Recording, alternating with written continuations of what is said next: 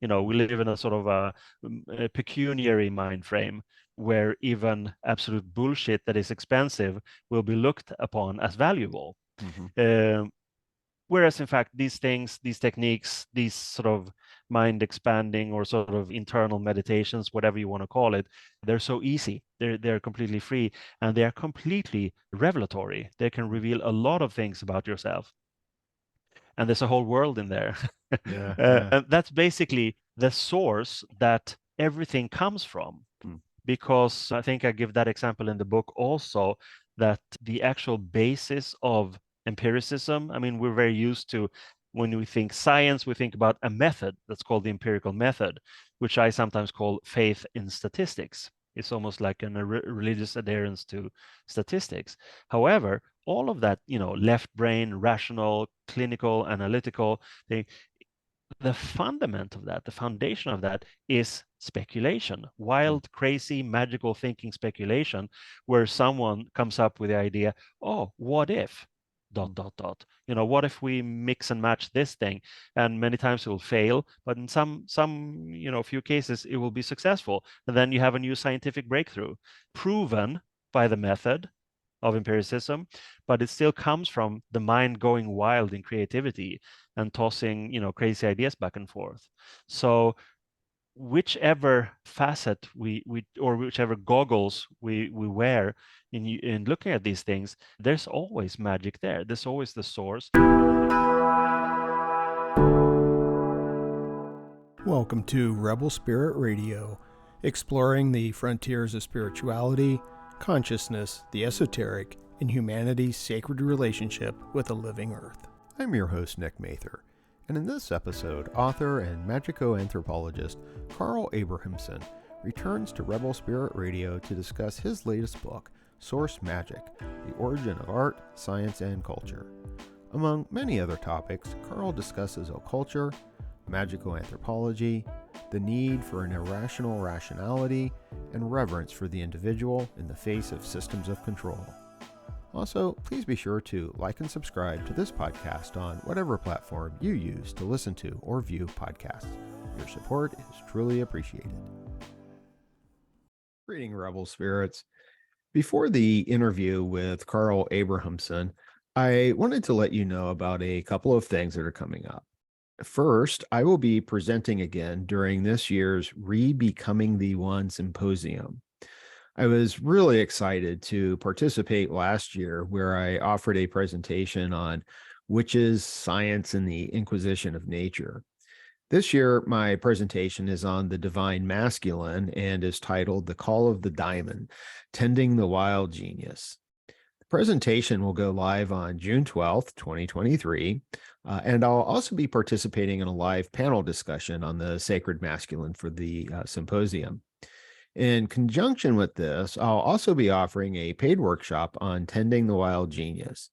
The workshop is scheduled for 9 a.m. Pacific on Friday, June 16th. For more information on the Re-Becoming the One Symposium, go to livingtheonelight.teachable.com. I also wanted to let you know that the second episode of Cocktail Apocalypse will live stream at 11 a.m. Pacific on Saturday, May 13th. Stephanie Bidet and Jeremy Anderson will join me for another round of all things apocalypse. In this episode, we'll be discussing the Book of Revelation, and once again, Jeremy will offer a special drink recipe designed to get us all through the end times. So I hope you can join us. Again, that's 11 a.m. Pacific on Saturday, May 13th. And now, my conversation with Carl Abrahamsson about his book, Source Magic. Carl Abrahamsson is a writer, publisher, magico anthropologist, and filmmaker. The author of Occulture, Resonances, and Anton LaVey and the Church of Satan, as well as the editor and publisher of the Anthology of Occulture, The Fenris Wolf.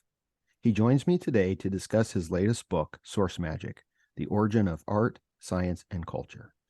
Carl, welcome back to Rebel Spirit Radio. Thank you very much. Very nice to be here again. Yeah, I'm really excited to reconnect with you and have another, I'm sure, fascinating conversation. I really enjoyed speaking with you last year about your book, Anton LaVey and the Church of Satan. And I've read kind of in bits and fits your book Occulture. I still have a bit to go on that, but I have read Source Magic, and I'm really looking forward to speaking with you about some of these ideas. Wonderful. So I thought that there are a couple of different places to go. The book itself is a collection of essays, and I was looking for some themes, and I think there are some themes that kind of run through it. But I thought that the best place to begin would be just with some basic definitions for anyone in the viewing or listening audience that is unfamiliar with some of them. I thought it would be really helpful right up the front to kind of dig into them. And so I wanted to ask what is meant by a culture? And then the follow-up question to that is, what's a magico anthropologist? Great, thank you. They're the two big questions, but let's deal with them one at a time. Yeah, for sure. Occulture, of course, is the merger of two great words, occult and culture, and that could be seen as something punny or witty wordplay. However, it's come to contain a lot of signal, a lot of significance, in the sense that if we, don't just look at it as words, but what they actually mean. The occult, lots of associations, historical stuff, dusty arcane, grimoires, magic, astrology, all of these things, witchcraft. But that has somewhat changed, and quite quickly and fairly recently, in the, let's call it, the public arena or the general mind frame. And that has to do with a lot of different things. And I love to sort of study these things. But basically, what has happened is that many things have gone from the occult via a process that I call occulturation into an occulture. Meaning it has sort of moved from the dark, the hidden, underground, literally sort of under the surface, and then sprouted up like flowers in a way. The seed are underground with good soil and good nutrition and sunlight and water. Things can start to grow. And that's basically what the occulturation process is. And over the surface, when you hit the lawn, things can sprout and bloom and seek the light and stuff like that. And that's basically where the occulture becomes visible, so that people in general can see, okay, so yeah, this used to be like, hocus pocus or dangerous or ostracized or even banned in some cultures. Whereas now it's out in the open, having to do with a couple of different major reasons. One is, I would say, pop culture or culture in general, sort of enmeshing itself in themes, occult themes, but also in occult philosophies, and it's not just like the bling of cool things, like in Harry Potter, but it's a all permeating. It's a lot more permeating and actually containing signal amidst the pop, amidst the sort of glitzy surface level thing. But still, that's one occulture. And then you have the interest in, on a more serious level, within academia, the history of religion, history of ideas, anthropology, all of these fields that have been very I wouldn't say, maybe they've been too preoccupied with the phenomenon of religion in itself or philosophy in itself. But now there's this vast field of studies called esotericism, whether it's Western esotericism or whatever. So the presence in mainstream culture of what was previously occult, and the presence within an academic culture, meaning they focus on studying these things historically, sociologically, all kinds of facets possible. Those two also cross-fertilizing. It's like a snowball that creates an avalanche in a way, and it's all above ground. It's all highbrow. It's all in the mainstream. That's really what occulture is. It's something that has previously been occult and that is now in the culture. So it becomes an occulture. So if we go beyond the sort of the witty, punny aspects of it, it is actually a thing also that seems to be pretty massive and sort of very, very present.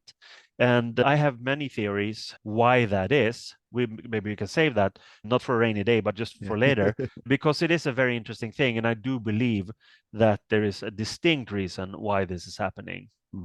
And then, who is it that looks upon these things and thinks about them obsessively and almost like a pathological vocation, that would be me.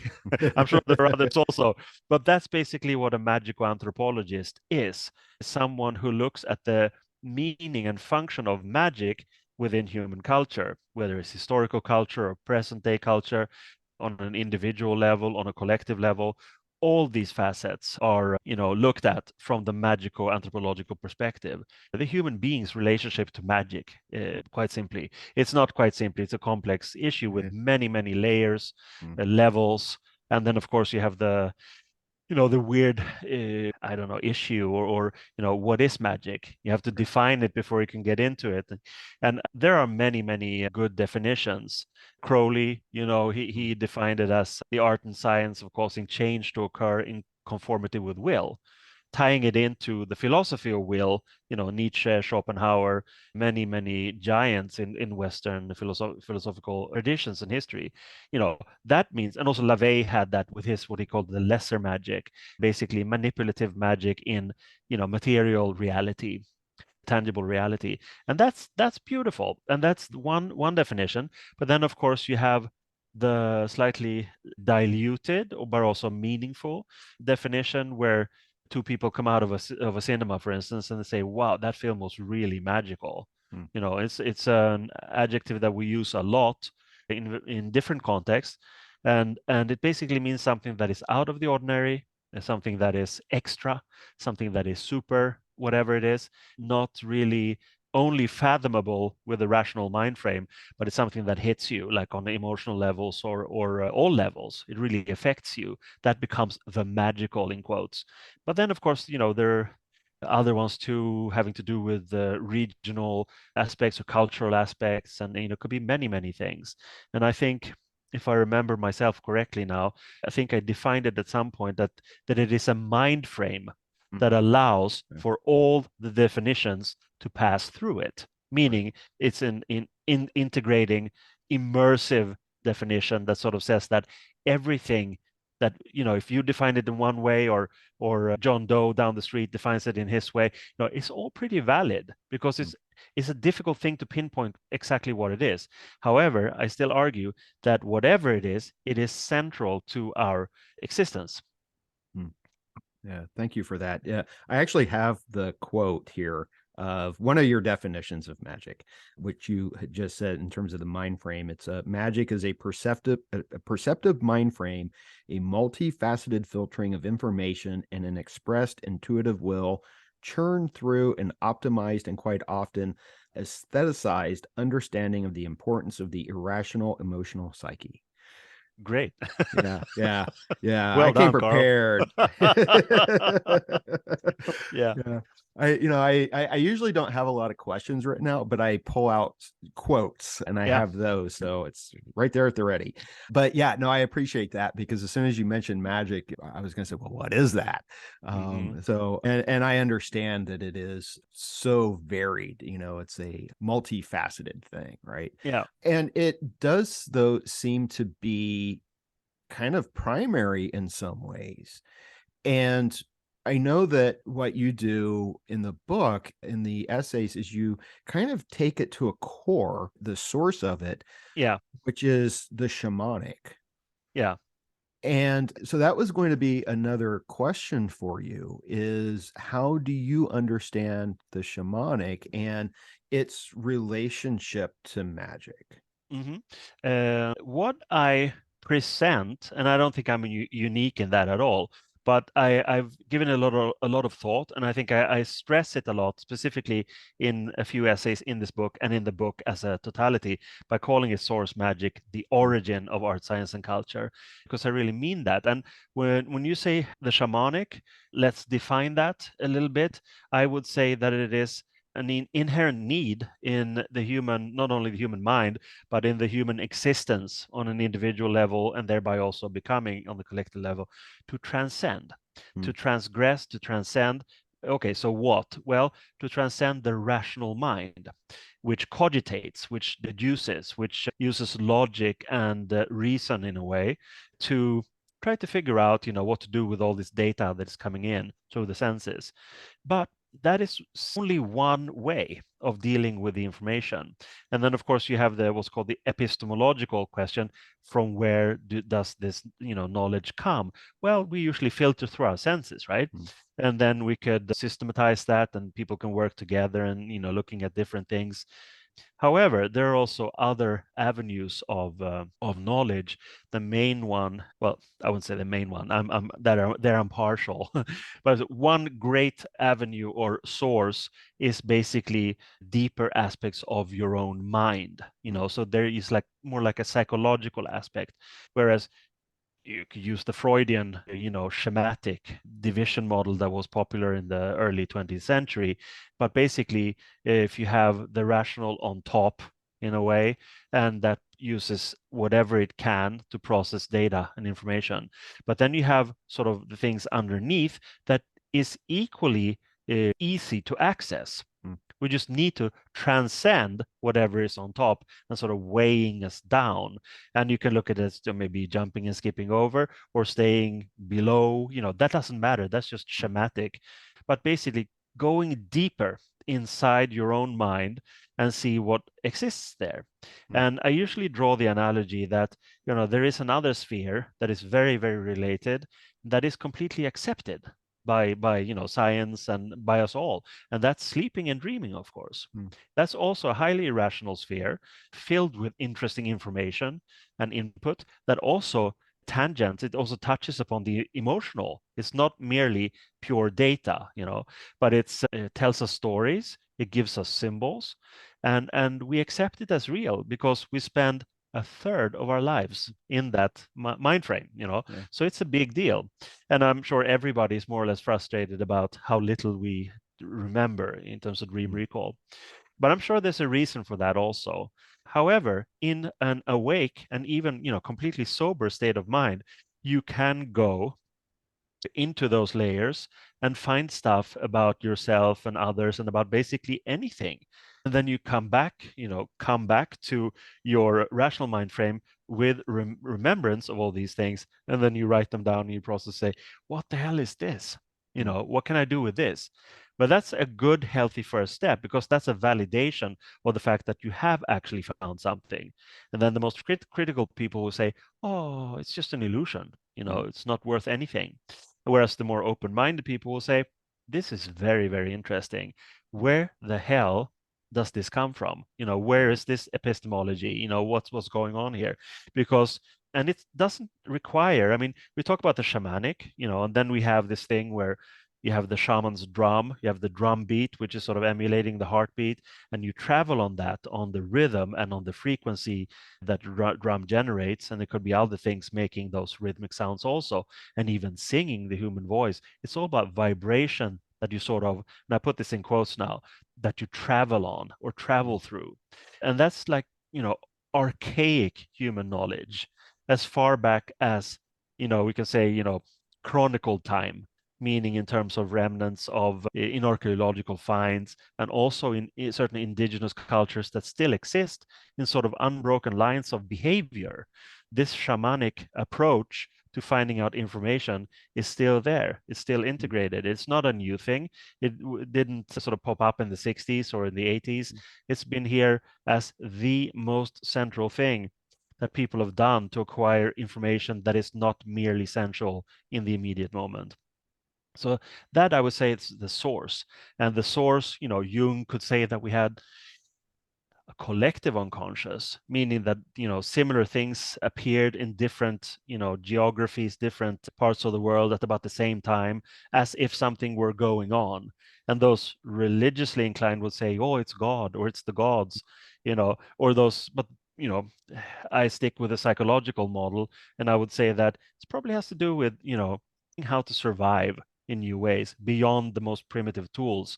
You have to have a language to communicate with other people and possibly make peace with other tribes instead of bashing them in the head or being bashed on your head and things like that. So these developments that have happened with Homo sapiens includes this kind of proto experience, which is leaving the rational, going into a mind expanded state of mind through hallucinogenics or simply through drumming or dancing or singing. All of these ways are possible. You can even achieve it by simply meditating. It doesn't require anything, rhythmic. It's just a matter of you going into that space, and it's super simple, and it's super cheap because it costs nothing. And I think in part that's why people have not validated it, because we have learned that a thing is only worth as much as anyone is willing to pay for it. We live in a sort of a pecuniary mind frame where even absolute bullshit that is expensive will be looked upon as valuable. Whereas in fact, these things, these techniques, these sort of mind expanding or sort of internal meditations, whatever you want to call it, they're so easy. They're completely free, and they are completely revelatory. They can reveal a lot of things about yourself. And there's a whole world in there. And that's basically the source that everything comes from.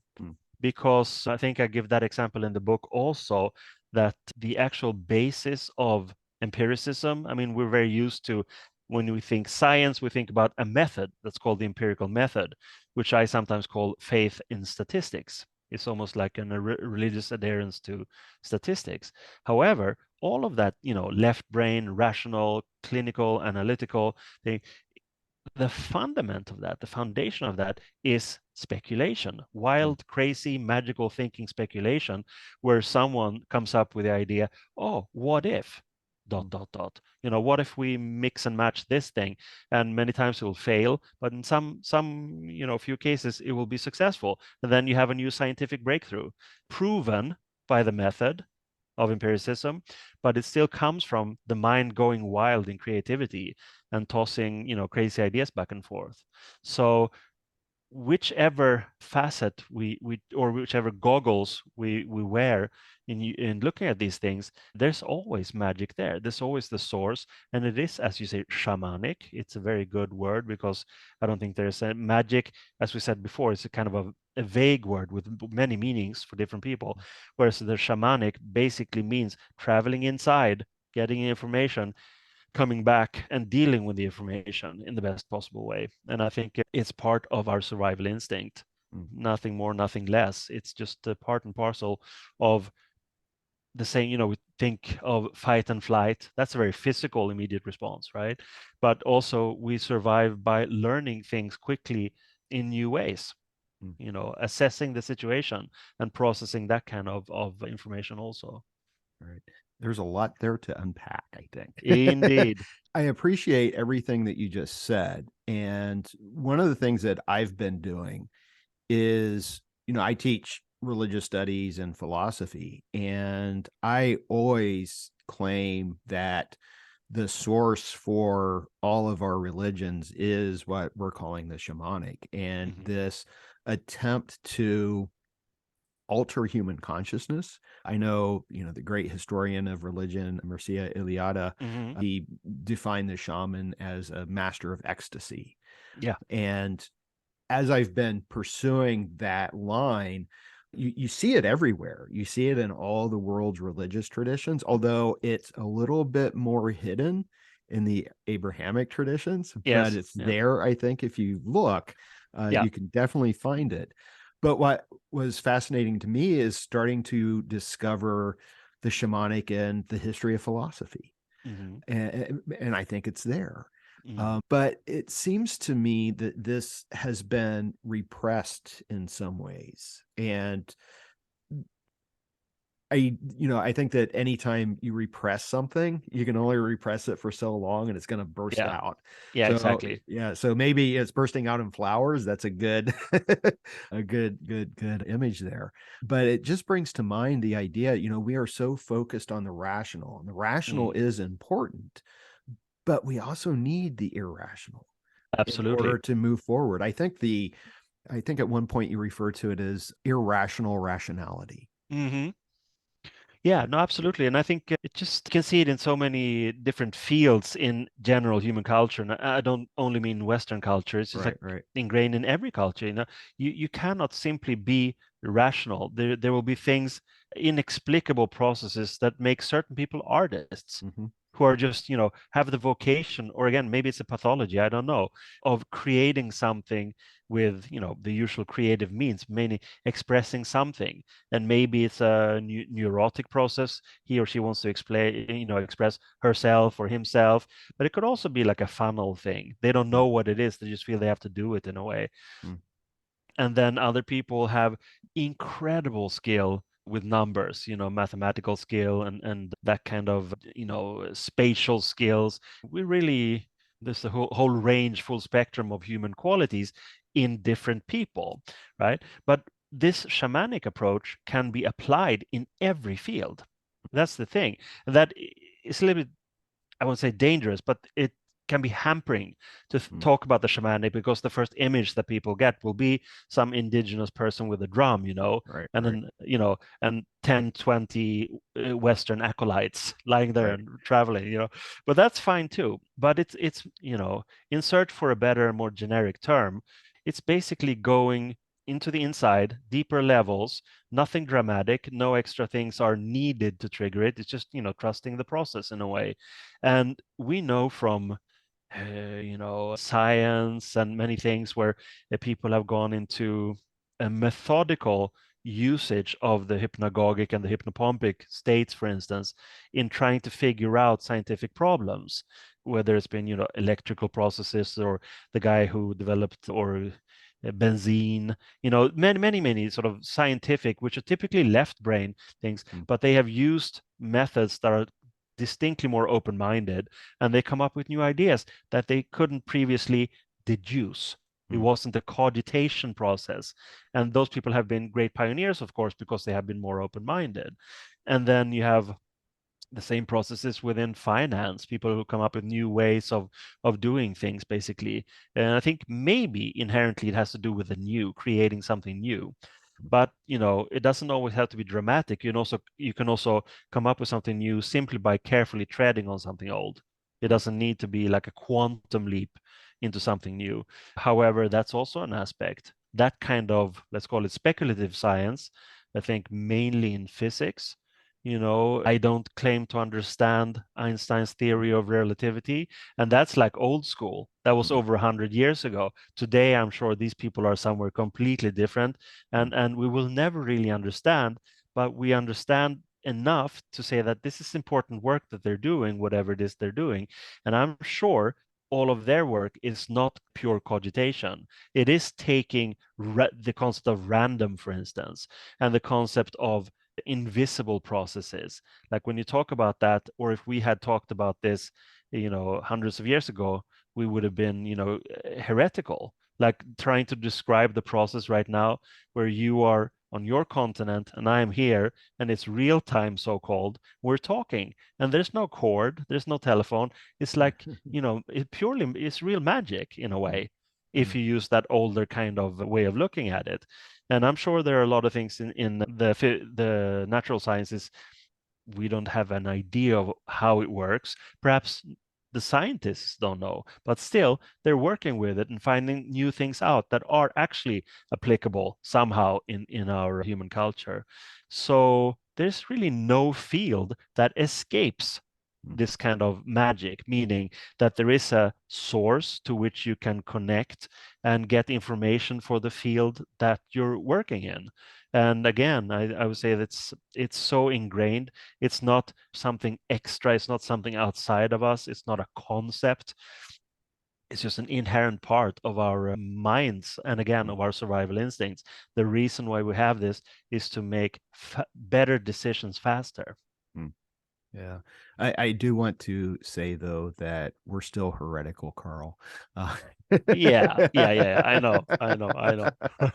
Well, because I think that the dominant culture, and maybe there's a better way of expressing that, but for right now, I'll just say the dominant culture still doesn't necessarily want individuals going within and exploring or using their imaginations.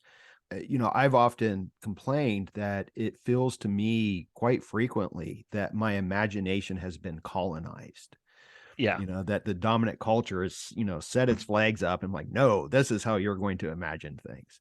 Mm-hmm. And you do address this quite a bit in the book. There is this underlying thread of criticism against the dominant culture, which I think is really necessary. And it seems to me that a lot of the people that you write about, and I want to get into a few of them, especially Genesis P. Orridge. I just watched your documentary last night. Right. Yeah. And I'll just, you use the pronoun for he and him for Genesis. So yes, because I knew him I've known him for such a long time when he was distinctly a he, so it's hard to change. Right. So I'll use the same. But there was the video of him reading just some of the poetry. I think it was called "Write Your Own Code," which I absolutely loved. And I see, Genesis as a shamanic figure, and another figure that comes in, William S. Burroughs. Yeah.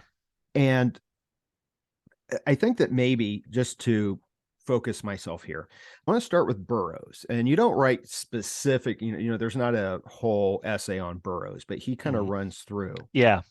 And especially with the idea of the cut-ups.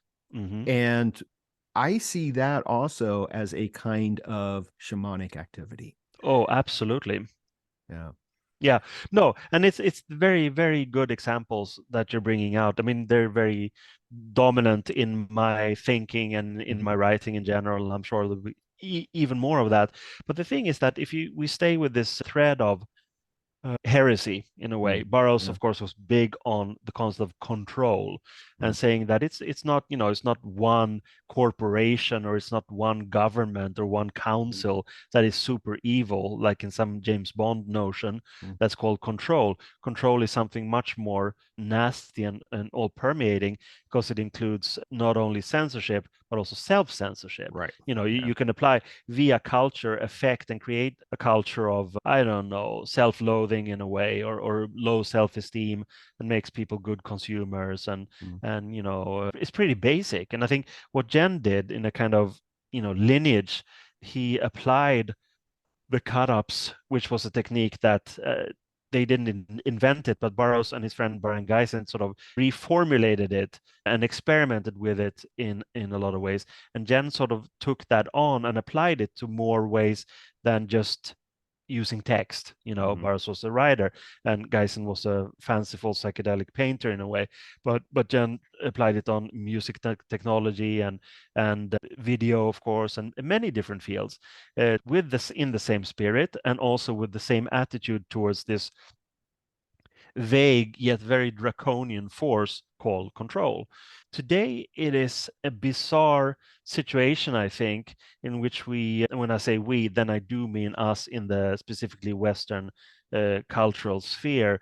We have a lot of freedom. We have a lot of capacity, a lot of means to express ourselves, for instance, through the internet.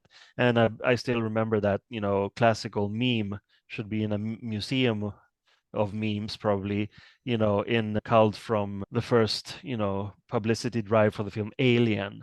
In cyberspace, everyone can hear you scream, but no one listens. Something like that, and that's the problem, because if you want to reach through this morass of noise that exists on the internet, then you have to become a slave of it, because you have to devote so much time or money, if you have it, to pay for the people to do it, these campaigns, and being constantly present.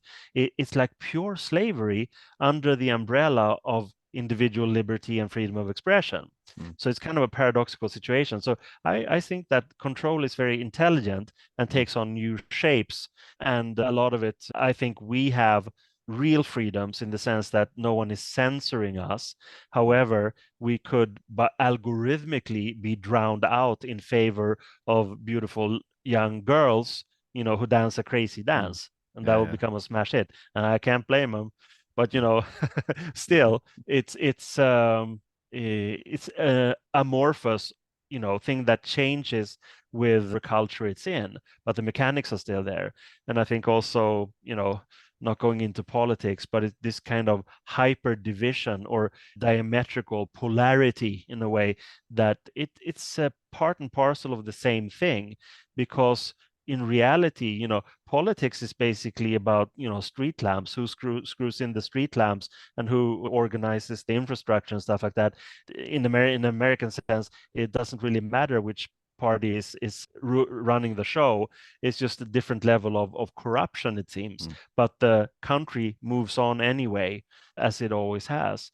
That said, there is a lot of anarchy going on. And there, I think people associate the word anarchy with something leftish, but I think the anarchy is as predominant on the right-hand side of the aisle too, using not logic, not persuasion, not solid arguments, meaning these classical human ways of dealing with problem solving, but it's just creating more chaos.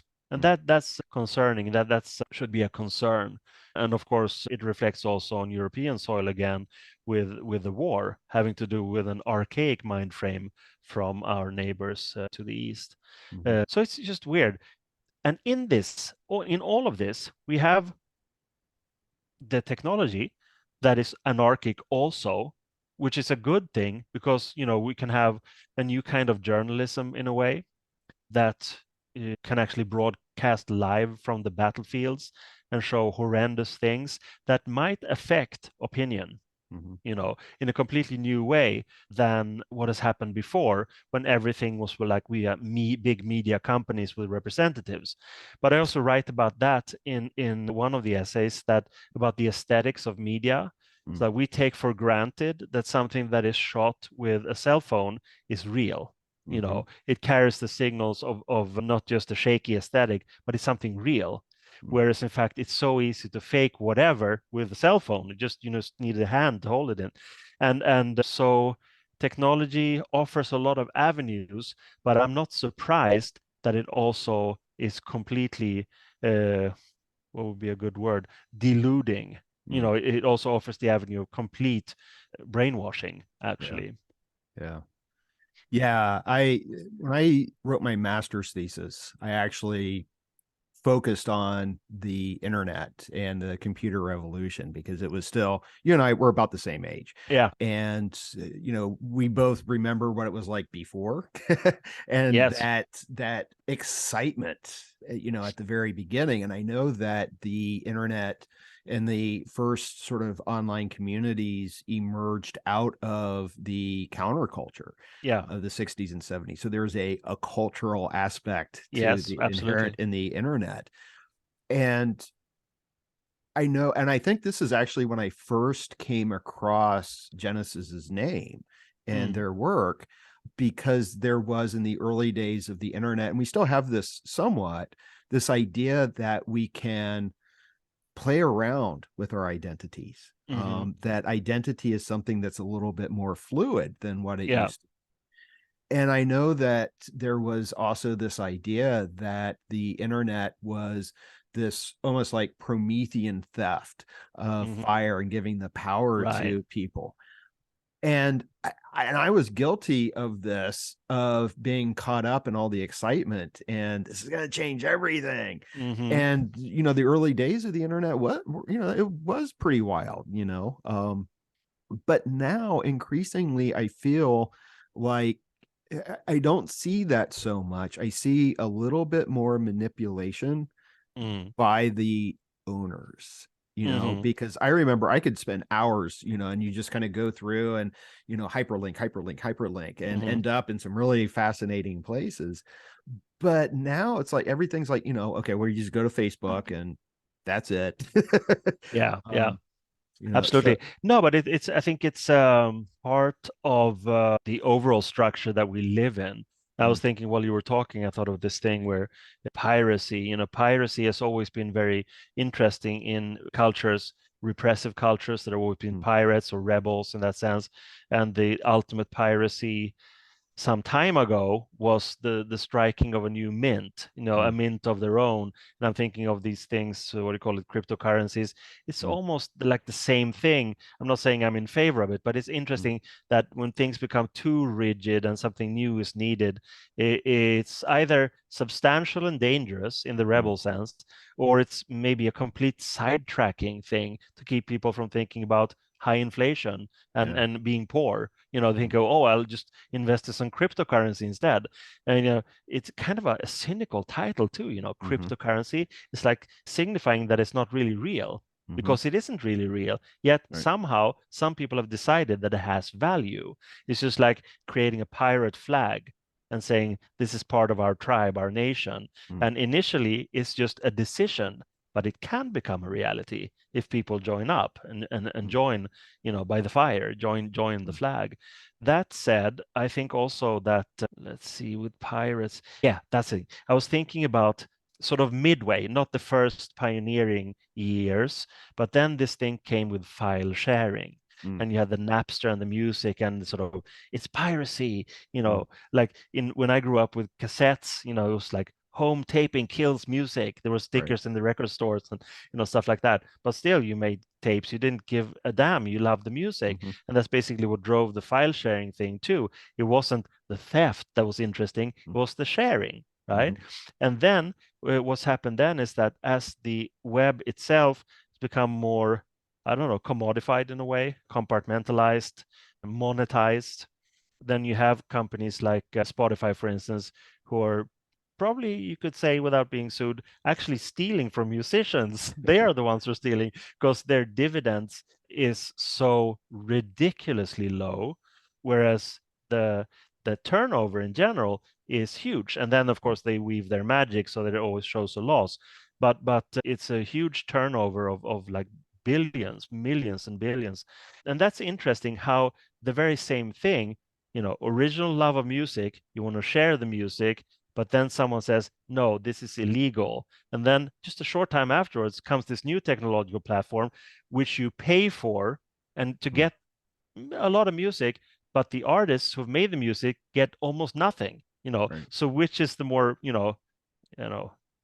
where is the piracy more cynical? Right.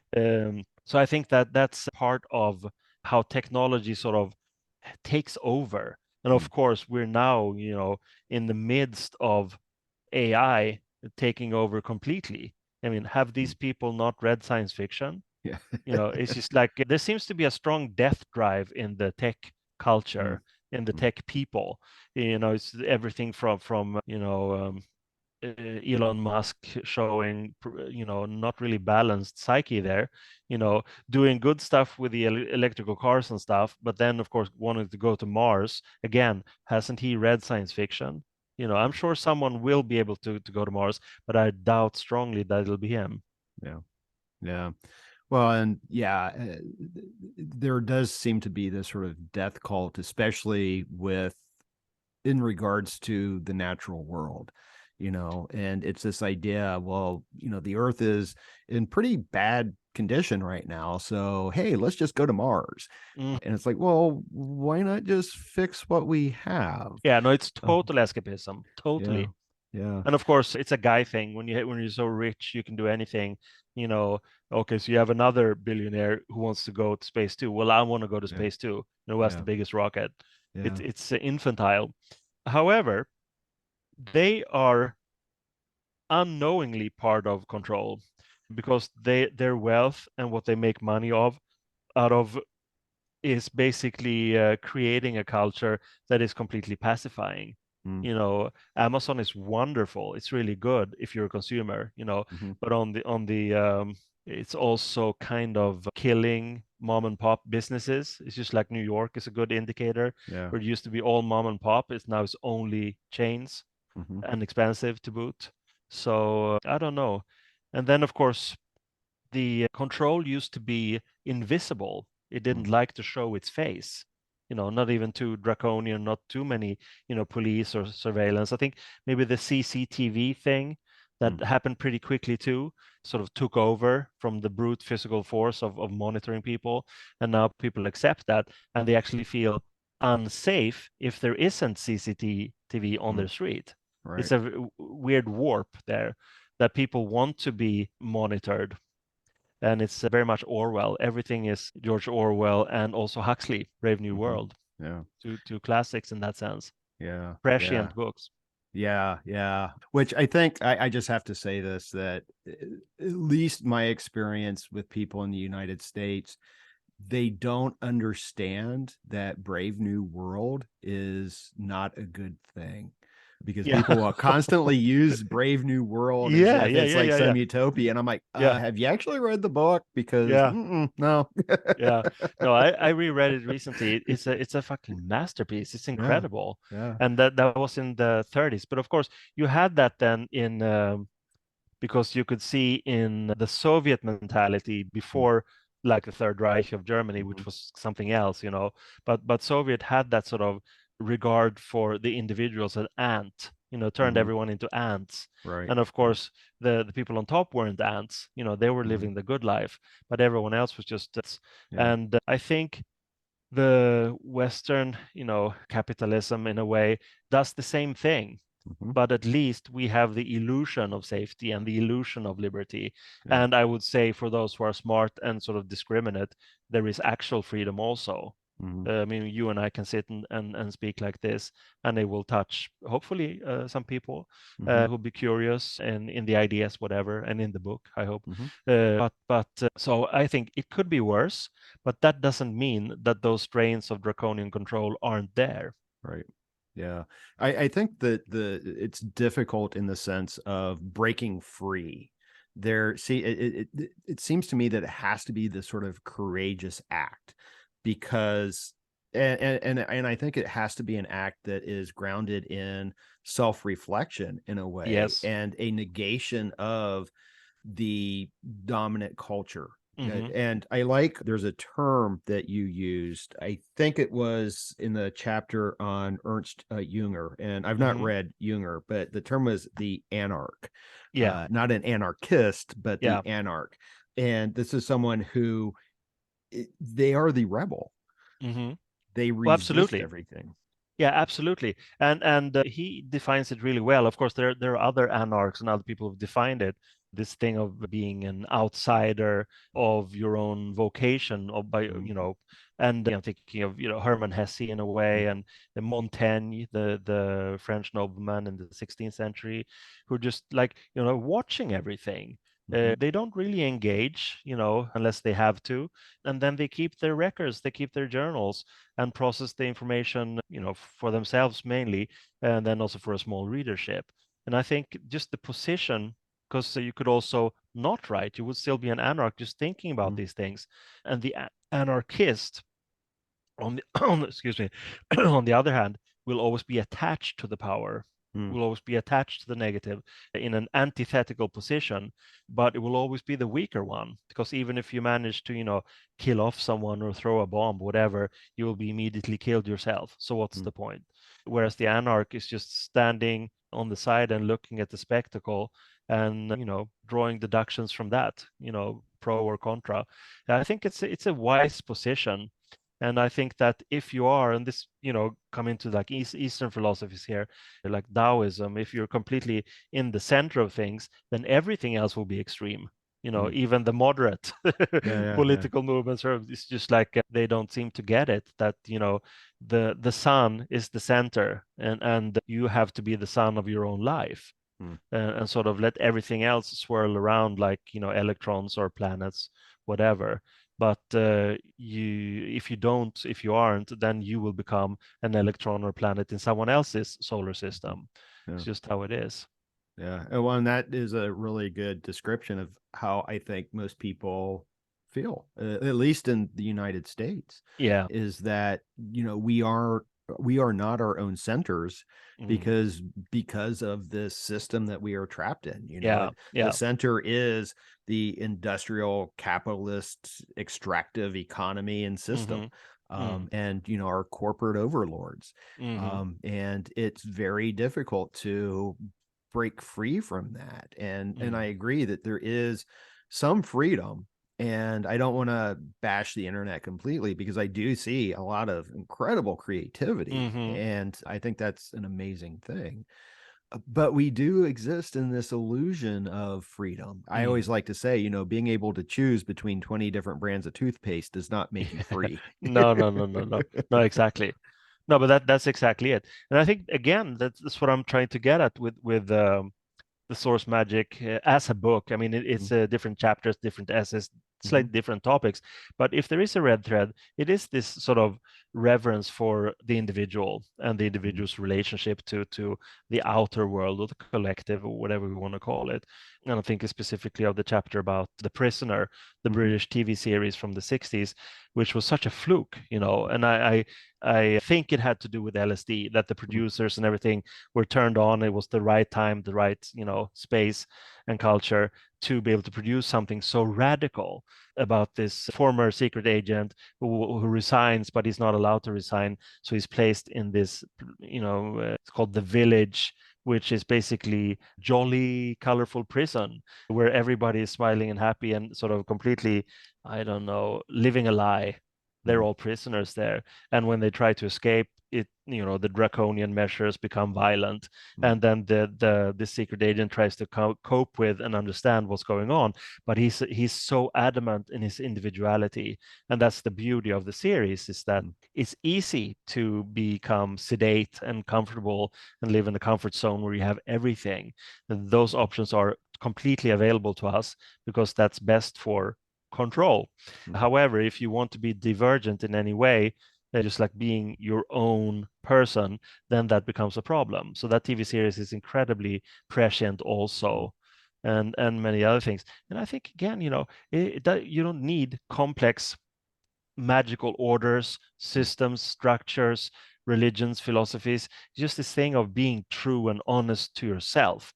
Look at yourself in the mirror, look at yourself in a photograph. What do you like? What do you don't like? And then you have to change that, because otherwise you'll find no meaning whatsoever. You have to sort of take those first trembling steps on the path or the quest, whatever, and be honest with what you're finding. And the stuff that you don't like, you have to discard.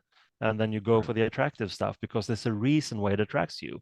And I'm not talking about the commercialized bling. I'm talking about real deep psychological, emotional resonances that are there for a reason. And when you start on that path, you are connecting to the source. And then you just go and find out more information. And it's really, in theory, it's very, very simple, but in practice, it can be very, very difficult. And that's why so few people do it, because they prefer the immediate comfort of the comfort zone. Yeah. Unfortunately. Yeah. No, I agree with that. And something I've been thinking about, which I think is pertinent here, is that I think that humans by nature, we are creators. And when I think we give over our creativity to the comfort often. Yes. And that what is required is this sort of radical creativity, which I see as a reclamation of power, of our own individual power. But if we're going to connect that to that source, it seems to me that another primary element to that would be a sense of awe. You know, and yeah, absolutely. Yeah. And I just don't know how often people feel awe anymore. You know? Yeah, no, I mean, I guess those are the moments when you come across that, you know, by chance or by exposing yourself to some kind of culture that you suspect will give you that. Then that's when people say, oh, that's so magical. Yeah. Did you feel that? That was so magical. That there's simply no better word to express whatever it is that you're looking for. But it's interesting that that's the word that people use. You know, I guess, you know, in some cultures, subcultures, you say, oh, that was such a mind blower, you know, it's such, you know, because they are the stoners, they will use that kind of, but I don't know. It's just, I think the need is there. And the more, you know, I don't know, the heavier the comfort zone, the harder it is to break free from it. And, you know, people will say, well, why would I? I'm fine here. But there's no sense of adventure. There's no sense of development. There's no sense of anything new. And in general, even though people live longer, etc., it is an inertia. It Mm. is a kind of death. Mm. Because there's no back and forth friction life. There's no rhythm Right. to it. It's sedentary lifestyle. Right. Right. Well, I have a couple of things I want to say, and my concerns will get off track, but that's okay. I do want to talk about death a little bit, but the first thing I wanted to comment on is in terms of that individual agency. One of the things that came to mind when you were speaking is that there's a necessity, I think, to what Timothy Leary used to say, find the others. Mm-hmm. And that's one of the wonderful things about the internet, is it can help us find the others. And that's something you certainly did in your life's journey. You found Genesis and reached out to Genesis and Anton LaVey and whatnot. And so it's interesting. I don't know how often people will continue to do that or to even take the initiative. Sometimes it's difficult because, especially if you're on the margins, it depends, I suppose, on where you are. Some places, like San Francisco, they're like, let your freak flag fly. And it's easier, I think, maybe to find your community, but that's something that's really difficult, is the ability to find the community so that you can be authentically you. Yeah, no, absolutely. And again, the internet appears to have a lot of signal, and it does, but it also there's an insane amount of noise, because there are so many, what do you call it, diversions. You're looking for one thing, but you get sidetracked immediately because there's bling here or something blinking there, and you believe that you're orienting yourself, but you're actually disorienting yourself. And I remember this is interesting that this comes up, because right now I'm wrapping up the manuscript for the next book, which will be kind of a magical autobiography about sort of people I've met and the path I've been on, also in the hope that it'll inspire people to see that it's pretty simple processes. Sometimes you need a lot of courage, but basically what happened was that I empowered myself, and I like to write, like to take pictures, and we're talking about me as a teenager now. And I love to, indulge in certain culture, as you do, weird rock and roll, trashy movies, all that stuff. So I created my own fanzine. And in that scene, which was basically like very rock and rollish, was a great scene even in Stockholm where I lived. And I decided I just want to interview these people and take pictures of them. And I just like set my mind to it, and bam, did it. And that was good, from major press conferences to small underground clubs. It really wasn't a problem. It was just a matter of being focused on doing it. And, people got to, learned that, okay, here comes that fanzine kid, let him in. Yeah. Or not. But at least I tried to the greatest extent possible. And that became a thing. And of course, it empowered me. So when it became time to drift from this trashy subculture into the occulture, going to England and meeting Genesis, and then sort of one thing led to another. My engagement in the Temple of Psychic Youth led to contacts with many people, Kenneth Anger and Anton LaVey, and so very early on I was completely living a dream. It was like a dream-like scenario where all of these people that I had looked up to in a way, or that had inspired me so much, suddenly I was there drinking coffee with them, and they were curious about what I was doing. That was really magical in the literal sense. Yeah. And that's never really left me either. I've just been going on with the same mind frame and I basically ran out of magicians. But then I had to return to the artists with this documentary film series. But still, it's the same kind of process where I'm fascinated by certain people and they inspire me, and then I want to meet them, of course, and see what they're about, and then I want to do something with them, write about them, or make a film about them, and just present it to people so that they can be inspired also. And that's my shtick in a way, and I don't know why, but I just it's been a constant MO in my life to do these things. Yeah, I'm a little bit envious, to be honest. I mean, it's, I remember being young. I can still remember being young. That's good. But I remember being like 19 or 20 and feeling this like fire and wanting to find my group. I guess now people, I guess it's a little problematic, but your tribe, you want to find your people, right? Yeah. And I think that the model that I was always running on in the background were like the beats, but and I guess a few others, you can find examples from the 60s and whatnot. But, there's this issue of, and I'm going to place it here in American culture, of access, because, I grew up I always refer to it as a pothole in Southwest Ohio, where you just don't have access to a lot of things, and you have to go out and find some place to get more and more access. And I am so grateful that I'm in a position now that I actually get to speak with people and talk to them and talk to authors. But it was a long journey, it took a long time to get here, and maybe with the internet, people can do that a little bit easier than what they could when I was younger. Yeah. And I think, again, that's interesting, because I'm thinking exactly what we're doing now, what's called a podcast. It's basically amateur radio in a way. We're making radio shows, but it's called a podcast, and that's fine. And I mean, there are so many podcasts. It's incredible. It became like a revolution in a way. And then, of course, you have, again, the same problem that the internet always has.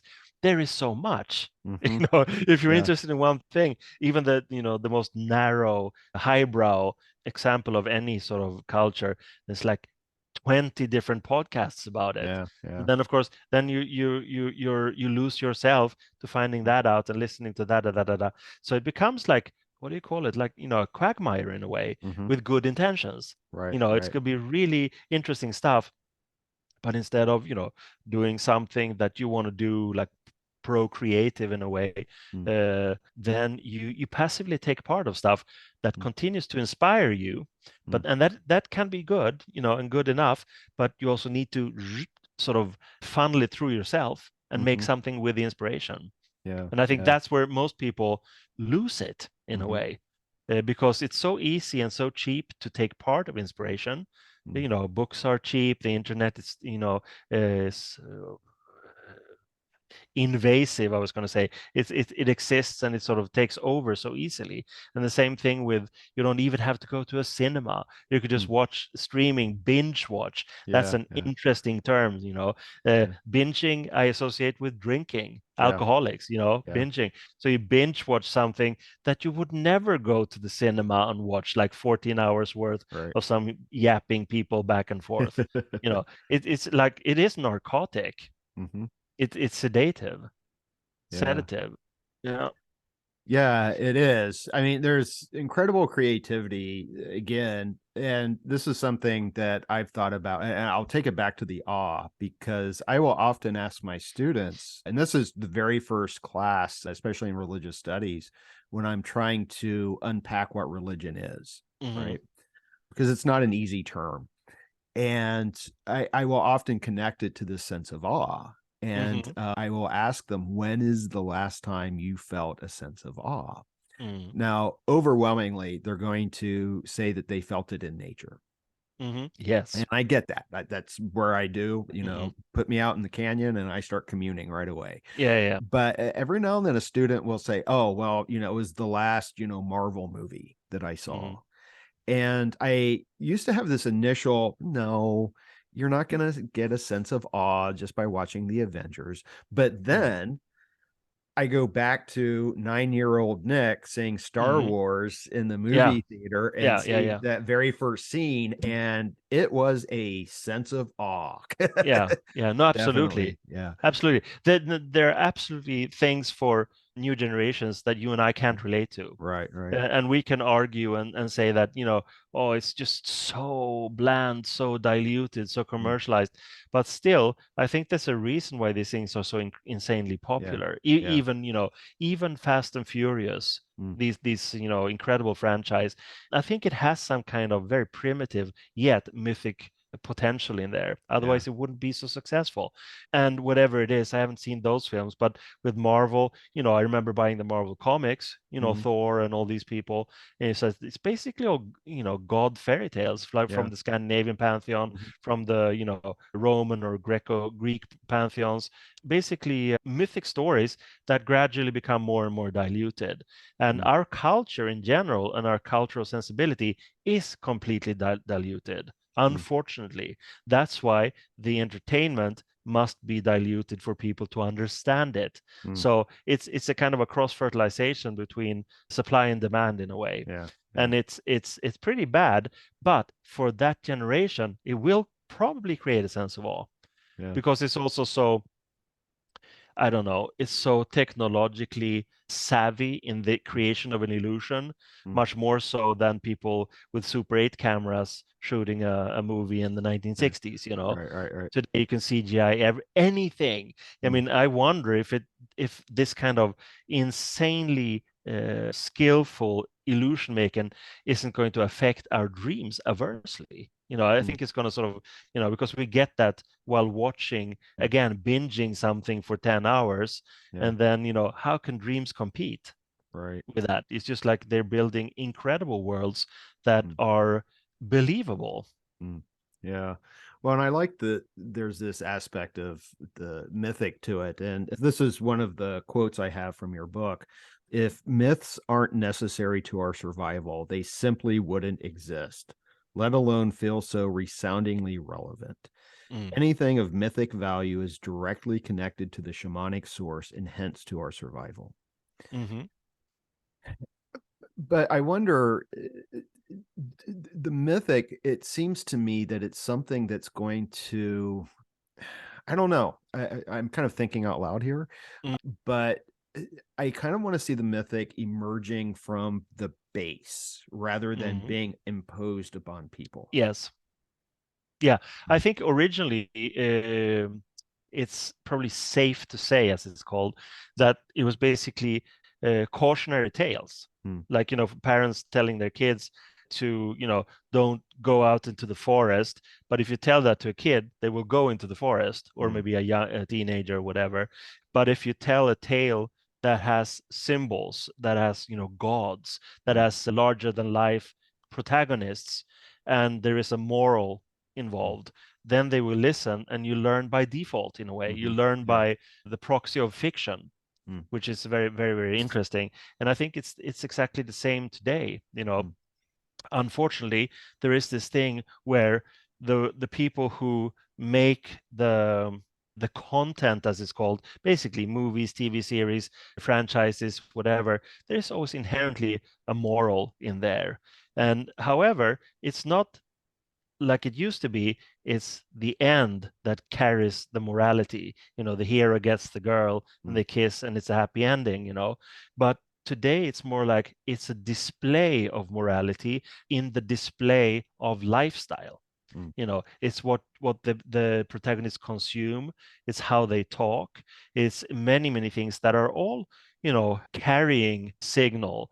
And kids who don't have any wider sense of reference, maybe they don't come from a home where you talk about these things, or a school that even gives a damn, then of course they will see these things as instructions. Again, by the proxy of fiction. They know it's fiction, but they emulate it to the point that they become the carriers of that reality, or possibly failed in doing so. But then it doesn't matter, because they've already bought into the concept, perhaps even quite literally, buying things that the stars or protagonists wear or do or drive. So it's a lifestyle thing. Whereas I think the original myths, up until fairly recently, I think, was basically about, don't do this, do this, because that's what the gods do. So it's basically mommy and daddy telling the kids what to do, but with the language of a rich pantheon or natural forces or whatever it is, depending on which culture it is. So again, there you have the original use of fiction. That's why it's still so incredibly powerful. It might actually be more powerful today. Again, what I write about this thing, the aesthetics of the media, where you have the cell phone footage signifying reality, and a sleek CGI'd, major production signifies fiction, but in actual fact, they might be completely reversible. Mm. Yeah, and that's something I've been thinking about quite a bit in terms of the distinction between fact and fiction, or truth and untruth, because of the media environment that we are in, as you're speaking to, that it seems to me that maybe, I don't know if most people recognize this, but it seems like we are in the midst of an epistemological crisis. And I can see that definitely in the United States, especially within our politics. Yeah. That it's very difficult to determine what is true and what is false. And so what happens is, I think a lot of folks just kind of throw up their hands and just rely on identity. Yeah, that's absolutely true. But then again, we all know that identity is extremely malleable in a culture where fiction is the dominant instructor. It's no longer the schools. It's no longer like the safe structure of the family that has so-called family values. That could also be negative and detrimental, of course. However, when people consume more fiction than so-called fact, then that will be the arena that teaches them how to do and how to, react and what to think, and most importantly, what to consume. But there's also this aspect where I almost lost my thread there. Interesting, because I was going to say something inherently dangerous. Oh man, my own self-censorship. It had to do with that, actually, with self-censorship and censorship. Anyway, maybe it'll return. It is interesting, though, that I don't know. It's also quantity over quality, right. And it's alarming. I mean, I do that too. I get stuck by the TV and watch something because it's interesting enough, and then you almost feel remorse if you say, "I'm not going to watch this anymore," and you turn it off, and yet the day after you're there again. Right. Like I want to see what it ends like. And it's depressing. I love movies, I love TV, but it's still the quantity, the amount of products out there is amazing. Yeah.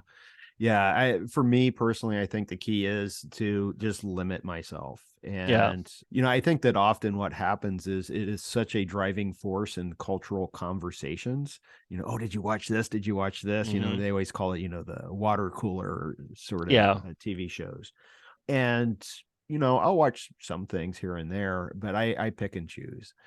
But I'm always trying to be very careful about what I let in to my consciousness. Yes. And, so I avoid the reality shows, which I always find quite ironic, since there's really nothing that real. No, I mean, it's circus. It's Circus Maximus. It's the Roman Empire, bread and circus, and people, growing to hate each other. It's Lord of the Flies all over, and it's depressing. I mean, and also it's the same.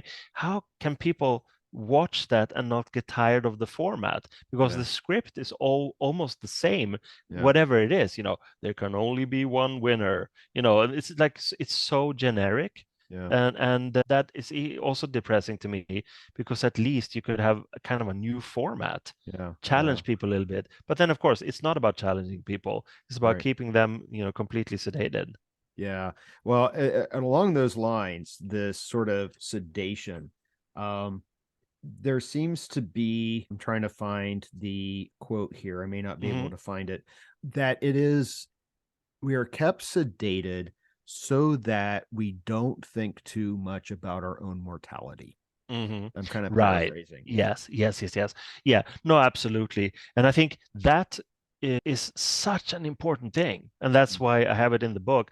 And it's like the end of the book, so that you sort of drift out of the book with that in mind. Right. Again, in life, realize that you have the source magic within, go inside, and whatever it is that you find, you have to take seriously, validate, value, and use it as fodder on your path. That's life. And life is short, because there is something called the end. It's the death. And when you throughout life, you will confront death. In our culture, it's usually, it could be at the hospital, someone has died, and you go there and say bye-bye, or if they die of so-called natural causes. And for some people, it could be a violent thing with an accident. Still, you get exposed to death either firsthand or secondhand, and it's something that our culture is very good at compartmentalizing away, and I think that's very unhealthy. And I've certainly given death a lot of thought, and I write in that piece called Memento Mori about simply being aware that death is absolutely the finality. And if you want to speculate religiously and say, oh, there's something called reincarnation, or I will go to heaven, or I will go to hell, it's pure speculation. We can't know until we're there, right? So I think it's healthier and better to say that it's just a definite end, and that will motivate myself to live life to the fullest. Every day. Don't waste a single moment. Just carry on enjoying life. Enjoy the senses, enjoy the learning, enjoy the path, enjoy each other, because someday it's going to end. And, as you said, we're probably the same age. I'm 57 and I feel fine, healthy.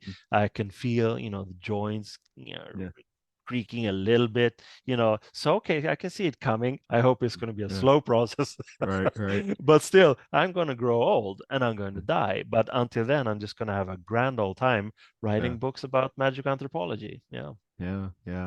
I like the idea. Well, the Memento Mori, there's also in Carlos Castaneda, I think it's in Journey to Ixtlan, where he talks about having death as your ally. Yes, of course. And that's something that I've done. Is you can't see it, but in the hutch behind me, I bought a skull. I think it's a dragon stone or dragon blood skull, and then there's like a little plastic skeleton. But I keep them there as a constant that's reminder. Good. Yeah, perfect. That I am going to die. I think that it's so easy to just not even really acknowledge it. Even when you have experienced loved ones passing away, that's them. That's them. Yeah. And that's one of the things that keeps me away from television and movies is that, is this a good use of the time that I have left? No, it isn't. I can categorically say no. The only thing that it's good for in that sense is a bit of relaxation when you're simply too tired to do something else. Then it could be, instead of getting into the rigmarole of doing a serious meditation, you could just zonk out in front of the TV. I do it several times a week, and it's pretty good. But then again, it has a tendency to be so good that it takes over, and you find yourself there many hours later when in fact you should be asleep and dream. Yeah. Well, and I think that there's value to, again, the moral of the story.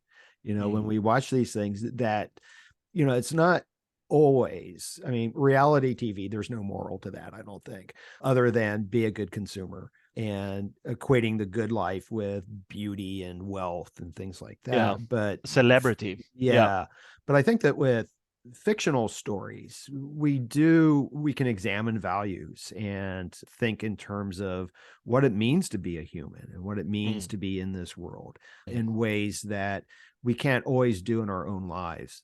For me, the issue is always the excess of, that if that's all that someone does is, get home from, a hard day at work and then just turn off by turning on the TV, I think that's where the danger is. Yeah, no, absolutely. And it's not, on that note, I don't want to be like, moralist saying people have to do something, but I think it's just pointers, trying to tell people, in this book and in general, that it's much easier than you think to just look inside and open up and see what's it. No drugs needed, not even a shamanic drum, nothing. Just, focus on yourself and go inside and feel how you feel and see what kind of information flows out, and take that seriously. It's a very, very simple message. And again, it's precious and it's really a rich message, and yet it costs nothing. No adherence, nothing. There's no group to join. You don't get a funny hat. It's this just very, very basic human attitudes and approaches. And I'm very happy I chose that to walk on my path early on. And I've met many beautiful people who've done the same, and they've inspired me. And I hope the other way around also. And it's just a very simple message. Yeah. Well, it's an old message too. I mean, Yeah. I'm actually writing something right now on Socrates and living an examined life. Of course. Yeah, absolutely. I mean, that's amazing also, because it shows that culture is the only thing that remains, right? And I'm not only talking about Greek architecture from a long time ago, or some archaeological remains, but it's also this thing where people wrote things down. And we're still talking about Socrates today. That's pretty amazing. And again, I think that's why what's going on now, what I call the occulture, and this occulturation process where things are coming from out of the soil and budding, it has to do with the fact that we need to reassess our way of looking at life, because our planet, it's in dire straits. For us, the planet will be fine, but unfortunately we're killing off a lot of biospheres and a lot of species and stuff like that. And I believe that it needs to be a general awakening, but there will never be a general awakening unless the individuals are awoken. It needs to be on an individual level, because there won't be some UFO coming, spraying everybody with LSD, saying shape up, earthlings. It will just have to be a rude awakening for people who come to the realization that, well, really memento mori, we're at dire straits here, and we need to figure this out. And hopefully you can find as many others as you can make some kind of significant change. I have my doubts, although there are things going on. We'll see. It's exciting times. But then again, all cultures have dwindled, all empires have fallen, we have had extinctions before. It's not a big deal. It's a beautiful planet. The planet will be beautiful in the future too, whether there are humans or not. So in that sense, there's comfort, but it's also highly depressing. Yeah. Well, and we could go off on a whole other tangent here, but I know that we're starting to run out of time. But the one thing I'll say in response to what you just said is, at one point in the book, you had mentioned something that what we're going to need, or what is needed, is a kind of a merging of myth and science. And maybe it's not, and I'll ask you this, because I'm also thinking in terms of the cut ups and Genesis and Lady J, that you had the two that give rise to a third. And maybe that's what is going to have to happen. Exactly. That's a good way of looking at it. Burroughs and Geisen came up with this thing, the third mind, where two people talking create a third spirit, or a third mind simply. And it can be also on a basic psychological level. In conversation you come up with things that you wouldn't otherwise come up with, and that's why you have creative teams in companies, for instance. Just sit and you call brainstorm. That's a good word. Let it brainstorm and see what comes up. And I think that I don't know if I can see it happening, but I do think that it's necessary that different environments start to communicate with each other to see what can be brought forth. Because as long as everybody's there with their blinders on, just turning a profit, then nothing good is going to come out of it. And I think it's very interesting, although depressing also, that during the pandemic, which was a global thing, people actually did travel less because it was required, right?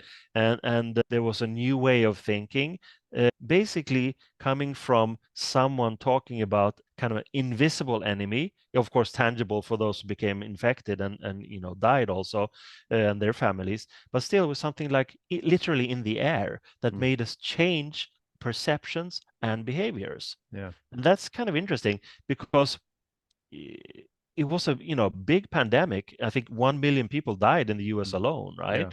And so that's a real thing. But at the same time, why is it that we, under normal, healthy, happy circumstances, can't change our behaviors? It's like pathetic. I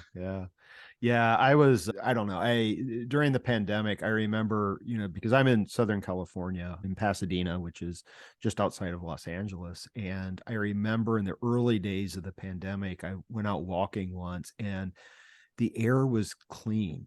Yeah. And In California, can you yeah, imagine? well, in Los Angeles. And in Yeah. fact, I remember reading an article that said that it was some of the cleanest air in the nation at the time. Wow. And it was quiet. And I remember thinking, the pandemic kind of sucks, but I could get used to this. and I remember about a year later or so, there was a thunderstorm, and I'm my grandfather's grandson. So as soon as I hear thunder, I have to go out into the front porch and see what's going on. And it wasn't a big storm or anything, but I just sat out there for a little bit listening, and I could hear the sounds of the traffic on the freeway. It had returned. Yeah. And I could hear cars everywhere. And I thought, and I looked over and I could see pollution coming up from where the freeway was. And I thought, we missed our chance. Yeah. I think Gaia was shooting a final warning shot at us, and we were like, yeah, no, we want to go back to this. Yeah. No, totally. That's unfortunate, but it was interesting to experience that change is absolutely possible. Yeah. And I think, maybe the straits have to be even dire. But then again, then it might be too late. There's always the tipping point. There's always the critical mass point. And after that, it's like enforced inertia forever. Yeah. Well, I think, and we can kind of end on this, but going back to this idea of the myth and the science, I actually do see that happening some in ecology. Because ecologists are speaking to, especially within indigenous communities, their myths. And they are going back to that point that myths hold information. And they hold information about humanity living well within an environment. And so Absolutely. it's like, I'm hoping that we will see this sort of new science coming out that is that merger of myth and science through ecology. Yeah, no, I hope so also. Absolutely. And also in more environments getting together. It's a part of a future that is possible. Yeah. Well, that's a good note. Futures, a good note to end on, because I know it's getting late where you are. And Carl, thank you again so much for taking the time to speak with me. I enjoyed this. I could speak with you for a lot longer. I know time is limited, and I don't want to bore the listeners. But well, thank you very much. It's always a pleasure. And, before you know it, I'll be back again. Good. Yeah. I will look forward to that. Definitely. And that's a wrap on episode 80 of Rebel Spirit Radio. Thank you so much for listening or watching if you are part of my YouTube audience or view this on Spotify. If you like what I do here on Rebel Spirit Radio and would like to support my work, please consider becoming a patron. You can find the link for the Patreon in the show notes or video descriptions. And of course, if you would prefer to make a one-time donation, you can still do so via PayPal. I will be tremendously grateful for any support that you can provide. Another way that you can help the podcast is to share it with friends, family, coworkers, anyone that you think will enjoy it. And please share it on social media too. That really is one of the best ways that you can help and support the podcast. So if you feel moved by the rebel spirit, I sure hope that you do, then please, by all means, help share the good news. Also, if you enjoyed this podcast, please make sure to give it a positive rating on whatever platform you use to listen to or view podcasts. And please subscribe. For those viewing on YouTube, please give this video a thumbs up and subscribe to the YouTube channel. Make sure you hit that notification bell so you'll be informed when I upload new content. I'm Nick Mather, and you've been listening to Rebel Spirit Radio. Until next time, may you be in peace, may you flourish in all possible ways, and may you continue to nurture your rebel spirit.